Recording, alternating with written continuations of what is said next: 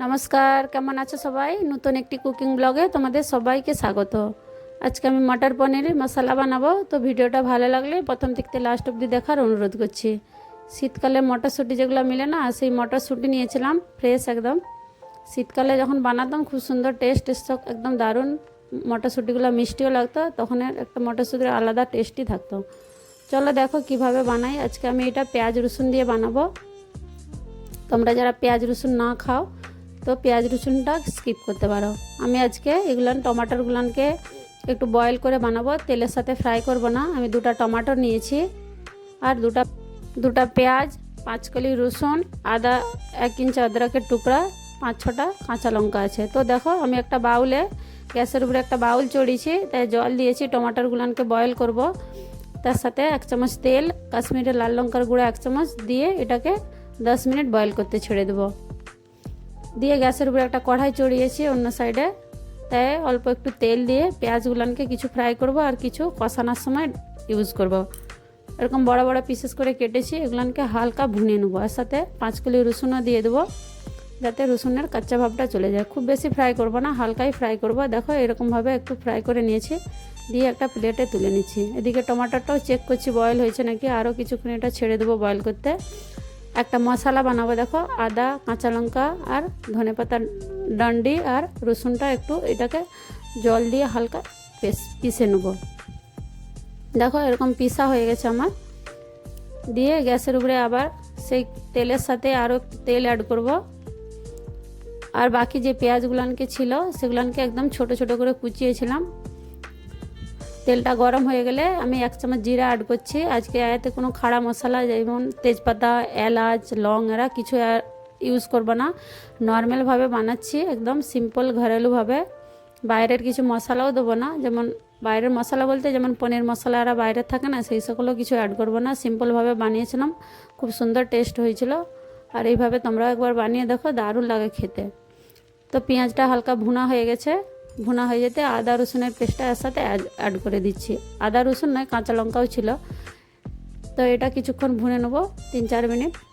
দিয়ে দেখো অন্য সাইডে গ্যাসে আবার আমি মটরগুলানকে বয়েল করতে দিয়েছি হালকা নুন দিয়ে।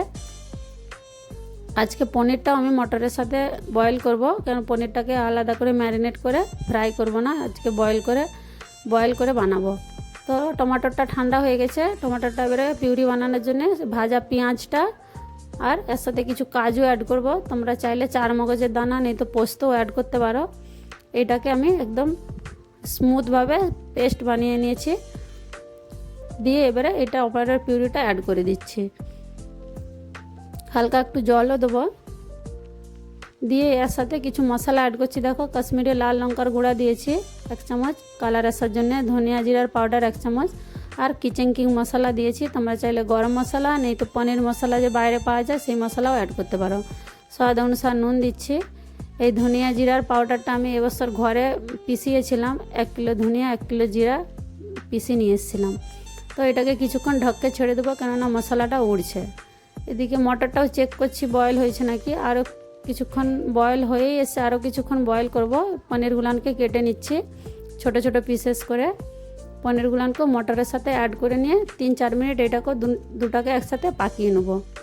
এরকম করে বয়েল করে করলে পনিরটা খুব সুন্দর নরম হয়।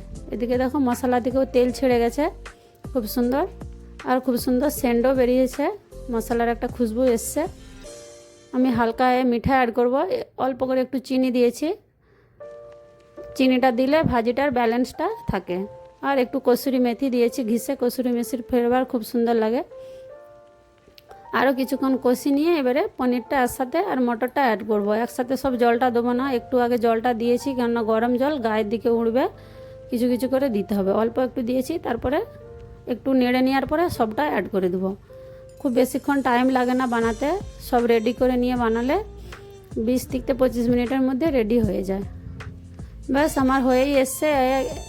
এরকম ধরনের দেখো থিকনেস হয়েছিল, সাইড দিকে তেল ছেড়ে গেছে। এরকম আমি গ্রেভি রেখেছিলাম, পরে আর একটু গাঢ়া হয়ে গেছিলো। আমি উপর থেকে একটু ফ্রেশ ক্রিম দিয়ে দিচ্ছি আর একটু বাটার অ্যাড করছি। তোমরা চাইলে ক্রিম আর বাটারটা অপশনাল দিতেও পারো, নাও পারো। আর একটু কাটা ধনিয়া দিয়ে দিয়েছি, ফ্রেশ কাটা ধনিয়া লাস্টে। ফ্লেভার ভালো আসে। বাস হয়ে গেছে আমার মটর পনির মশলা। ভিডিওটা এখানে শেষ করছি। ভালো লাগলে লাইক